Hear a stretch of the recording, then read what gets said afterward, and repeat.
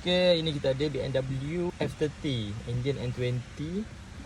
Bismillahirrahmanirrahim. Aircon tak sejuk.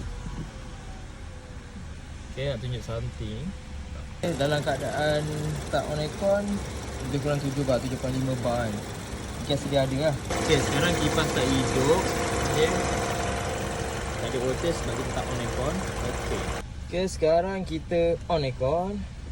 Okay, dah okay, blower tak lah 3. Okay, nanti kita tengok radiator fan hidup ke tak. Sekarang aircon tak sejuk. Voltage menunjukkan aircon compressor tak function. Tapi pada masa sama voltage pun tak ada. Kalau voltage ada, okey lah kan. Okay, tapi radiator fan hidup. Bila radiator fan hidup bermakna sistem aircon ni jalan.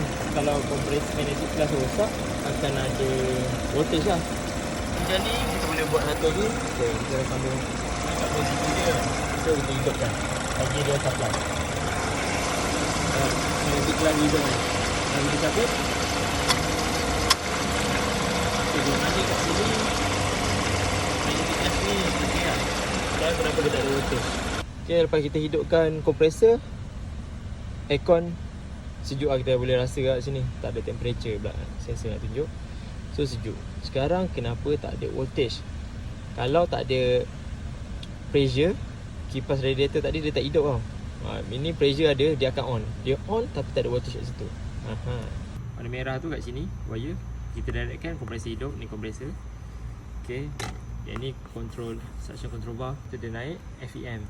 Okay, kita control ni. Bila kita on tadi, tak ada voltage untuk magnetic plus sahaja. Tapi radiator fan hidup. Bermaksud sistem aircon ni function well lah sebenarnya. Hidup. Cuma tak ada voltage kat sini. Kat sini. Okay, lepas kita ambil bacaan dekat rack pun sama tak? So sekarang kenapa tak keluarkan voltage? Pergi sini. So lepas kat sini tak ada voltage juga. Dan dekat sini masa tapping tu kita bagi supply dekat sini. Magnetic class pun hidup, aircon sejuk.